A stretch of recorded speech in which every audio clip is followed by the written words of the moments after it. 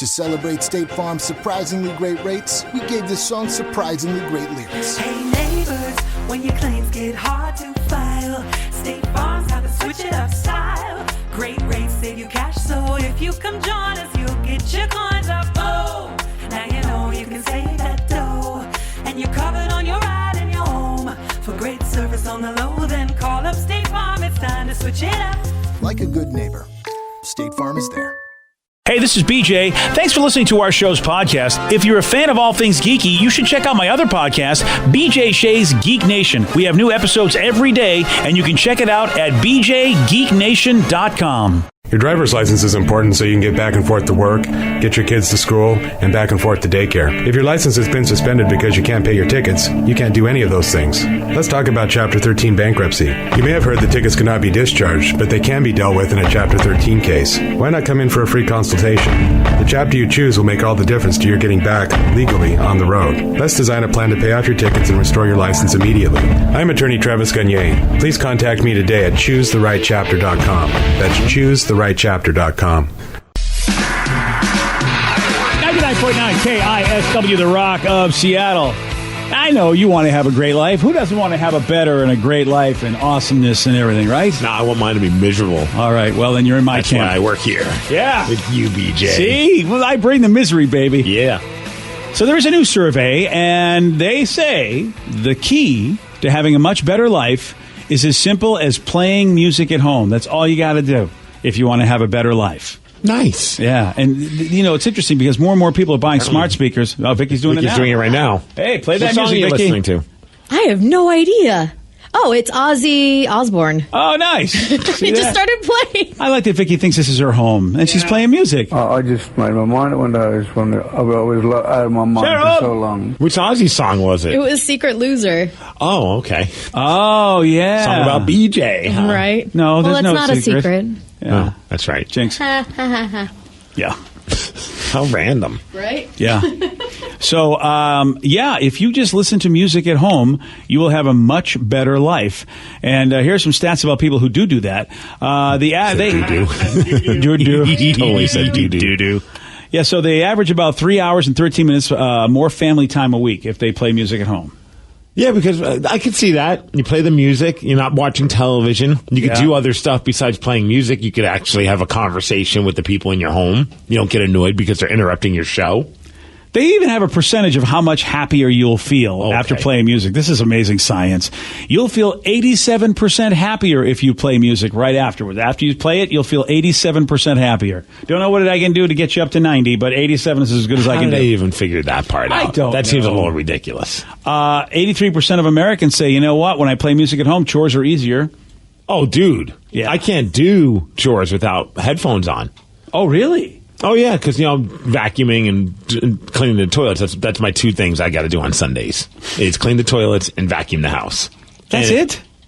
Well, yeah, laundry. Oh, all right. I was going to say What else do I need to do? What more do you need from me, BJ? I'm just saying, What are if you that's all you doing gotta at your do. house? That's it. What do you mean? Are What you do cleaning toilets? Are I you do vacuuming? everything. I'm a one-man show in my house. Oh, yeah. By you doing everything, what do you write a check to some person that comes over to It's your house? hard to write that check, let me tell you. It's difficult. I do but I do my own laundry. Yeah? Yeah, I do that. I do. do. No, but if I don't have headphones on, those do feel like they take forever. But with headphones on, I just fly through it. I like blasting the sound system because I got the house wired that way. Mm-hmm. It's the only time I really get to use the sound system is for blasting for like chores or just running. Yeah, because it puts you in a good mood. It feels like it's a party. Yeah, you're just listening to some tunes, getting stuff done. Now, this does not work for me, number 4 on the list, and that is half the people say they like cooking more when they play music. Yeah, absolutely. Yeah, see, I don't like cooking at all, and music is not going to help it. Well, if you hate cooking, it's not going to magically make it something you love to do. Well, chores. Who likes doing chores? But it does make it better with the music. Yeah, but cooking would be a lot easier to do. Like whenever we're washing dishes, I'll listen to some music, and that goes by a lot quicker. Yeah, I mean, You don't listen to music when you're calling up a place to bring food to you? Well, actually, yeah, there are times when the music is on. I just would think that people love cooking in general, but maybe it's the folks that just do it as a chore. Like, I mean, music makes everything better, but, chores are something nobody really likes to do, I would imagine. Cooking is something that some people really do like to do. I know, like, I love to cook, and I can't do it without music. It Really? just feel like, to be honest, I can't really do anything without noise or music in the background. I'm a weirdo that I don't like silence at all. I have to agree with you, Vicky. Like, do you guys have You are a weirdo. Yeah, right. Is there anything you have to do in silence? Like, besides sleeping? I do a lot in silence. Question. Actually. Yeah. Trying to think of what I do in silence. All of my morning routine in here is in complete silence. So, That's true. I hate when I have an intern and they're asking me questions. Like, I You want too can intern for our show. Just contact the Reverend Fuego. I want the first 2 hours to be completely silent. Is that why we don't have interns for a while? Is it because Rev has just said forget it? No, that's not. Okay. Uh-oh. But I'm the same way. When I first get here, I turn down all the speakers. Yeah. I just need it to be quiet and slowly build back into having some sounds. Focus. Yeah. Yeah. I'm the same way with preparing the show. Also, reading. I don't like to have any noise when I'm reading. I don't know how people read with noise. Oh, man. Especially if you get like ambient noise, just really chill music, or if you're reading like an adventure series, you put on like the Pirates of the Caribbean soundtrack to kind of go along with it. It feels like an interactive You serious? experience. You set the tone with the music? Yeah. I never thought about that. Actually, you know what? That's a pretty cool idea. I mean, people do that now with their lights. Those Philips lights, that if you're watching a show, the lights will be like, they'll change. Yeah. They'll do things to match what's Those going are on in cool. your TV. Yeah. Reading for me was the same, except I would take it a step further and say, like, when I was in college, homework, I could not do homework, any kind of homework. If it was drawing, reading, anything with any kind of music on, I had to do that in silence. But prepping the show or like doing any of my morning work, I need to have music on. Oh, you have the worst taste in music Yeah, Danny. too. That's No, that's why I feel don't. good that I'm not here. If I'm Danny's around playing Danny, music. I love silence because I don't have to hear his stupid songs. I don't need to hear Good Charlotte. But Danny likes to get whiny in the morning. we have legitimately saddened Danny. Oh, look at him. I know. Yeah. That's why we put you in the soundproof room. It's true. Yeah. Thanks for that. Listen to whatever crap you want. So music does get us through the day to get it, and apparently, if you really get more of it in your life, you'll be happier. Including finally in the bedroom, 67% of people say they have more sex when they're playing music. Oh, see, I can't. Can't do it. No, because I always inadvertently have the wrong song playing, where it's like a song that just isn't very sexy. Yeah. And then you start focusing on the lyrics. Yeah. And it's like, what is going on, man? You don't need that in your There's life. nothing. Yeah. That's why you have to have a boom boom mix. I made a boom boom mix. I know you have your boom boom mix. That way Have you there. added any songs to your boom boom mix? No, it's the same. It's because I don't really need a long playlist, if you know what I'm saying. Mm-hmm. Thank you. Good night. I think it's only a 2-song playlist. That's all I need. If you have to play music, Steve, like, what is a song or a band that you could turn to that would work? Coldplay. Really? Coldplay is the ultimate. Really? Let's get naked and have fun music. Oh, really? Really? It's harmless. There's nothing that they're doing or saying that's going to get my mind distracted. The music's not abrasive. I mean, look, the first time I ever got intimate, though, I was listening to Pantera, but it wasn't expected. I was just listening to Pantera, and this girl came over in college to the dorm room. One thing led to another, Damn, and with Pantera in the background. Bro, I didn't want her to change her mind. Yeah. By going, let me go get up and change the stereo. I didn't have remote control. Right. Next thing you know, the song "Effing Hostile" is playing, and I'm just like, I don't know what am I supposed to do. You're supposed to get hostile. Well, fortunately, that was like the first time ever, so it didn't impact what was going on in my life because I was just like, I don't care. This is sex. This is awesome. But now I would say Coldplay would be that would be probably that or some kind of like trancey EDM type crap. Yeah, that's what I was thinking about. Like, and by crap, I mean I like it. Yeah. Okay, I mean, it's sure. still crap, but it's got good BPM, so you're fine with that. Mumford & Sons. That's a good one, too. Wow. Really? With their little, like, banjo? Yeah. It kind of gets you a little extra... Little hoedown right there? Into your step. These And are I very have bad taste in music. Yeah, I know. These are interesting choices, Danny. Oh, I'm sorry. I'm not going to listen to Skater Boy. Oh, Mumford No. & Sons is good. You guys can both shut up. Mumford what, & for Sons sex? Coldplay? Coldplay and Mumford & Sons for sex, really? Yes. I don't All want to right. listen to something that I really, really love. See, I like Because that. then I'm going to want to sing along. I want and, something jam out sultry, to man. it. Sultry and sort of like that jazzy, sultry, dirty jazz kind of thing. So he says, did Steve really say Danny has bad taste in music? And then he mentions Coldplay. Yeah, he did. Yes, he did. I 100% did. Yeah, I'm a walking hypocrite. I've always admitted to that. You are. You know what? In this, you're a sitting hypocrite. You're a standing hypocrite. You are the big H, baby. So he says 9 Inch Nails, baby making you. But the problem with 9 Inch Nails, I remember one time that was happening, and then the damn song Hurt came on. And it's just like, Oh, yeah, that's a kill right there. I just want to cry. I know. You got to be careful. That's why spoken word is a challenge. I want to make sure nothing gets in the way. That's why I get the boom boom mix. It's always the same vibe. Oh, so it says Morchiba. I forgot about that band. That's good stuff. Oh, I don't know that band. Oh, I think you'd like Morchiba. Rev, you should try and find some. All right. Like all weird and Will it put us in? funky. Will it put us in the mood? Oh, yeah. Well, I don't know about you and I, but maybe you. All right. I was going to say, what kind of music, if you don't do spoken word music, is on your boom boom mix? Well, they're all soundtracks, but it's like Is it jungle noises and waterfalls? That's what I'm Lion picturing. King soundtrack. it's think of a jazz club, man. No, think of a jazz club. That's just it's a jazz. I've never been to a jazz club. You've never seen a jazz club portrayed on TV or movies? It's always a sexy, sultry scene. I always just picture the people with like the black berets, just doing spoken poetry, just like the. No, that's not a jazz club. That's a know. poetry slam. I don't know. That's just what I think of when I think of jazz clubs. I think I found Morchiba. I right. don't know. There's no bad words, right, Steve? I don't know. Oh, boy. I'm pretty sure there's All right. not. I listened to a little bit. So Get ready, Danny. Yeah, here we go. Yeah. Okay. Get over here, BJ. Whoa. No, this is a little too mellow. Breeze flows behind the wire. Well, the voice is good. I like the girl. Okay. Some get stung. I feel like I'm at a funky coffee shop right now. She's Where got a everyone jazzy smells like voice. patchouli. Oh, for Christ's sakes. Will you broaden your horizons, girl? Girl. No, jazz and patchouli don't go together. I don't know. Can you two shut up? I'm trying to get in the mood with Morchiba. I don't need you to get in the mood. Too late. Turn the lights off. Yeah, all right. It's growing on me, Red. All right, Steve, it's growing on me. Yeah. Pretty good. Yeah, the start wasn't getting me, but that girl's voice will get you. Yeah. BJ and Migs, mornings on The Rock, 99.9 KISW.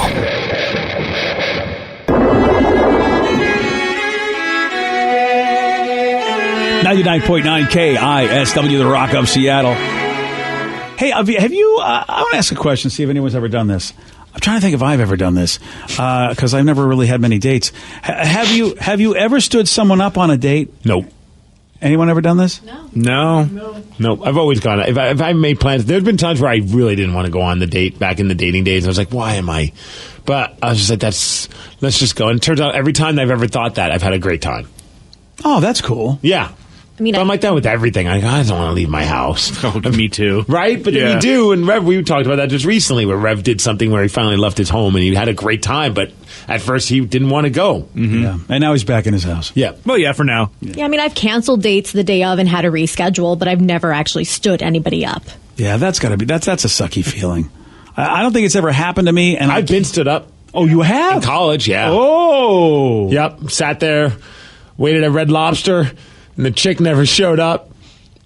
I was. I ate so many of those cheddar biscuits, man. I was so bummed. Just Yeah. waiting. Yeah. Oh. Yeah. I just kept eating them and eating them. Finally, I'm like, fine, I'll just get the Admiral's Feast. It's a table for one. Does a booty call count as a date? Because I think I was stood up for that. Like, I was texting the guy after I got off work. I'm like, hey, are we still on for today? And I didn't hear back. And so I assumed we weren't. And then I never heard back from him ever What again. kind of a man stands up a booty call? Right? That doesn't make any sense to me at all. Maybe you got another booty call. Yeah. Oh, I hadn't thought about that. Oh. Maybe he put out a bunch, like, he went fishing. He threw out a couple lines, see who was going to respond, and then Vicky responded first, like a good person should. And then all of a sudden, the one that he really wanted, no offense, maybe hit him up, and he's like, you know what? I'm going that way. And See, never even bothered to show you the decency to say he's going to have sex with a different woman other than you. I mean, like, he could have told me because we were pretty scheduled. It was always like Saturday nights. I'd come over, I'd and in love the that. morning we'd get Chinese food and donuts because there's a sounds place. great. Yeah, we'd do it, and I'd Wow. leave by noon. It was great. And then I just happened to have a Thursday that worked for both of us, and so I'm like, hey, I can come over on a Thursday too. But I think he might have gotten back together with his ex-girlfriend, Or his but he never Thursday told booty me. call finally came through. Yeah, Maybe right. that could have Yeah. been it too. But I never heard from him ever after that. I think I saw him on a different dating site. And he's like, I am so sorry. I'm like, oh, okay. Like, I can't understand that. Unless you're monogamous in a relationship, why would you ever turn that? See, my brain can't comprehend more than one woman saying yes to sex to me. And that's probably what it is. There's some guys I've gone out with where it took many years for us to start actually doing stuff. I'm like, well, why did you wait so long? Or why didn't you say yes the first time around? He's like, well, you really wanted to date me. I'm like, no, I didn't. I didn't want to be your girlfriend. But in his head, because I was kind of pushing, like, hey, we need to hang out. And by hang out, I mean naked. He thought I wanted to be his girlfriend. And he was scared of that. Yes, he didn't want to be in a relationship. He just wanted to have full-on intercourse. And I'm just like, we could have been doing this years ago, dude. So you need to be more direct with your words and go, we need to bang. Right. Yeah. But some guys will still think, like, this is how she's trying to get in. Like, we'll start banging and then we'll try to get a relationship. So what you're saying is guys overthink this? Yes. Shocking. Well, but in a guy's defense, there aren't many women like Vicky who will just come out and say, "Here's what's up." Well, I mean, how much more can she do, though? I mean, maybe you have to whip up a contract. It's not her a lawyer fault. and a contract there. Like, yeah, you gotta understand the have terms. Yep. She's not trying to bait you into a relationship. She just wants to have sex. So you got to bring our agent, Vicky. You've got an agent. Bring your agent to the meetings with the guy. It's my agent. He's got the contract. Just so you know, this isn't anything long term. It might be the next wave of jobs, like jobs you never thought would exist, is sex agents. Sex agent. I like that job. One person's been stood up more times than I can count, and a lot within the last year. It's ridiculous. Wow. Thinking about quitting the dating game and finally succumbing to the forever alone lifestyle. I don't know if that's a guy or girl. It's got to be a guy. Yeah. I just can't imagine women getting stood up so much because, I mean, they have all the power. Because guys usually want to, have fun, and the woman's the only way you can do that, usually. Unless you're lucky enough to be gay, then you know what? Everybody's on board. They know what's going on. It's... sometimes I'm just thinking, that's not fair that you're wired in a way where you get easy sex. I mean, unless I'm wrong, and maybe it's not as easy as I think it is in the gay community. I have no idea, but I would imagine that there's drama and there's issues in any kind of relationship. Yeah, you're probably right, but I'd like to believe that someone's having it better than me because I'm not having it good, right? I mean, no, not in my. I mean, in my dating life, I didn't have it good at all. I hope you're something. Married. Everything ended up all right. Granted, she's not here. Exactly. Another state. Exactly. On paper, you're married. On paper, yeah. On paper, it's great. I got set up on a man date once. Oh, really? Yeah. It was supposed to be, it was like a bro date. We were going to go to the Guitar Center and we're going to get new strings for our guitars and stuff. And yeah, he never showed up. We made plans and everything. He was supposed to pick me up. It never happened. So you're just there at Guitar Center waiting? No, he was like, I was at my house, like looking out the window. Is this here? No, it was back in New Mexico. Oh. Yeah, it was a while back. He just reminded me, though. I got stood up by a prominent personality. One that you know very well, Steve. I do? Yes. I just realized that. I did get stood up on a mandate. What is going on? Mandates? These aren't... Well, whatever you call them. I mean, that's what Danny calls them. It was a lunch. And he never showed up? Should I mention? I think I should mention the name only because I think I will mention this name. Shots will be fired. Here comes the drum. Here's why, and I want to tell you why. Who's about to rock? You're going to love this story. Fire! Yeah, and I'm only going to say it because it's only happened one time in my life because they never responded that day, and I texted and emailed and said, "Where the hell are you? What's going on?" I'm waiting for you. I'm outside your house. Yeah, I mean nothing. And I brought you flowers. And I think finally weeks later, it's, oh, hey, yeah, oh. And I'm just like, I don't care how busy you say you are. I mean, really, are you that busy? We both have the same career. Come on, you're not that busy to go, hey, I screwed up and sorry on the day that you screwed up and didn't show up. Okay. And here's how it happened. It happened because he was trying to basically, I think he was like trying to apologize for the way he treated you. Oh, is that so? Yeah. Who is this now? Peter Criss? No. You went on a mandate with Peter Criss and did not invite me. I wouldn't be alive if I went on a mandate. I think Peter Criss would just throttle me, and I can't blame him the way I treated him. Somebody says we all got stood up by Sean Astin. Yeah. That's true. That's very true. He's still waiting for him. Not me. I wasn't here for that one. Yeah, he's somewhere outside. He can't get into the building. Yeah, we still have never heard back about why that happened. But sorry, yeah, who's I the know. guy who stood you up? Well, he's a fellow radio personality, Luke Burbank. Luke Burbank, the man who coined the Titanic douche phrase. Exactly, and then he started realizing that you probably weren't as big of a Titanic douche as he thought. We've talked. Yeah. Well, geez, I guess he talks to you. Well, barely. Yeah. He was supposed to come on the podcast because, a long time ago, he thought we said some things about him, and it wasn't us. It was someone else that was related to our show, but it wasn't us. And he had such bad issues with us, our podcast, and then he found out that it wasn't us, and he's like, oh, my bad. So I reached out to him because we made those Titanic Do shirts with the silhouette of the Titanic with the logo. Yeah. And he's like, I want one of those. And I'm like, sure, man, come on the podcast. He's like, I'd love to. And then I never heard from him again. See, he stood you up as well. He stood me up for your mandate. Electronically. I was sitting at the restaurant, though, just looking like the big loser that you are, though. Yes. And I'm like, I can't believe this. And part of me thinks it's like, okay, if anybody listens to the show and sees me at the table looking like I'm waiting for somebody, I just look like a complete loser. Did you have flowers in your hand and everything? You know what? That would have just been perfect, wouldn't it? Yes. I just was sitting there with a bouquet. And, I think finally there was an email, oh, so sorry, we got to do it again, and nothing's ever happened. And that had to be at least 5 years ago. And you've never heard it back again? Never heard back again. And I don't understand that. I don't, because like you said... It's dude, it's something that happens a lot. I've been guilty of it, and I'm trying not to be, but we all do this. You see something like, we should grab coffee or lunch sometime. And that just means basically, it's nice to see you. I do like you, but I'm never going to hang out with you. Yeah. I've done it. My friends have done it, where I've talked to some people. I'm like, let's grab coffee sometime. And it never happens. And I need to be better about it. I have one of my buddies who I genuinely want to hang out with, and we keep doing that with each other.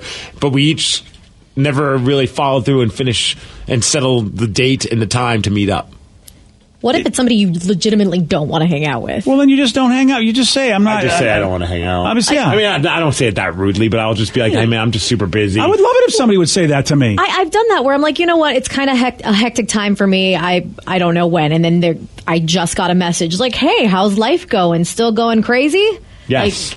Yes, yeah. Yeah, you got to take the hint. I took the hint. I just feel like Luke wants nothing to do with me. He still wants to hang out. I'm sure. I know. I've taken the hint. We haven't had a conversation in 5 years. And there's nothing bad about that. It's just, I come from Massachusetts. And so you just tell somebody, dude, look, you're a good dude, but I don't got time to hang out with you. That would be great. Yeah. That would be fine. There's a lot of people that don't like me. I can understand, and there's a lot of reasons why.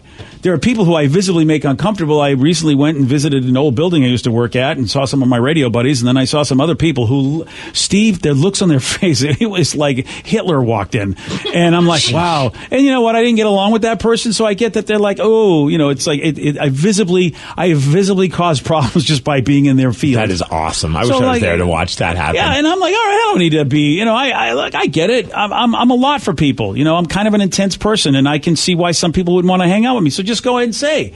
Somebody says, I think it's partially the Seattle freeze. People up here are super flaky unless they're fellow Midwesterners. Yeah. I do believe that there is something behind that whole Seattle freeze thing. As silly as a term as that can be. It's real. But it is a legit thing. And I think that everyone wants to be nice and polite. And I don't think people's intentions are bad. But I just don't think people know how to say no or, yeah, man, I'm just too busy to hang out. It's the culture. You're absolutely right. Because, where you and I are from, people don't have a problem saying stuff. Sometimes to the point where they don't shut up and they just don't, they keep butting in on everything, which is the other problem with the East Coast is they never know when to shut up and be discreet. But on the flip side, don't get all butthurt if someone says they don't want to hang out. Sometimes people do that too. Like I've had times where people invited me to a party. I'm like, nah, I'm not going to be able to make it. And you think that's good enough of an answer. Should be. And then they're like, well, why not? And then what do you have going on? And I don't know if they're trying to be conversational or not, but of course I just don't do a very good job of lying. So I'm just like, I just kind of want to hang out at home with my dog and watch some wrestling. Yeah. And they're like, wait, you'd rather do that than come to my party? I know. People don't get that. Yes. Actually, yes, I would. I know that sounds stupid, but yes, I just want to kind of decompress. I'm sorry that it upsets you and offends you that your party's not so awesome that I want to come over, but that's just the case. I feel like, though, at least in my circles, like it's about the phrasing, because I've told people, like, you know what, I'm not in the mood to go out right now. I need some me time. I hope you have a good time. And I have a lot of friends where I've explained that to them, and they've been really cool with it. And like, that too. That helps me decompress. If I can go to your party and I can bring Bob, then yeah. Right. And if Bob and I can hang out on your couch, we're great. Just like, don't mind me. Well, that would be horrible if somebody just comes over and just goes, well, I want a little me time. You want to meet at your party, so here's what I do when I'm home. Today's podcast was brought to you by Travis Gagne, bankruptcy attorney. He's here right now and has agreed to answer more of your questions about bankruptcy. Here's another question from a listener. I'm getting my wages garnished. Can bankruptcy help with that? Absolutely. One of the big reasons people file bankruptcy is because they have a judgment or a lawsuit against them, or their wages are getting garnished, and so they can't pay their other regular ongoing bills. People sometimes think that you can't file bankruptcy once they have a judgment against them or once a garnishment has started, and that's not true. Filing bankruptcy will immediately stop any garnishment that you have going, except for child support, and stop your creditors from continuing on with garnishments of your bank account, your wages, and in most cases will discharge that liability through the bankruptcy process. And we can file a bankruptcy case for you usually the day you come in. Thanks, Travis. If you have more questions about bankruptcy, you can reach out to Travis anytime at choosetherightchapter.com. That's choosetherightchapter.com. Thanks for listening. I'm Erin Ryan, political commentator, comedy writer, and host of Crooked Media's Hysteria. And I'm co-host Alyssa Mastromonaco, former White House Deputy Chief of Staff for President Obama. Each week on Hysteria, we are joined by a team of hilariously opinionated ladies to discuss the headlines from the serious to the absurd. We cover everything from reproductive rights to rom-coms and break down the political news of the week and cultural stories that affect women's lives. New episodes of Hysteria drop every Thursday. Listen on Odyssey, Apple Podcasts, or wherever you get your podcasts.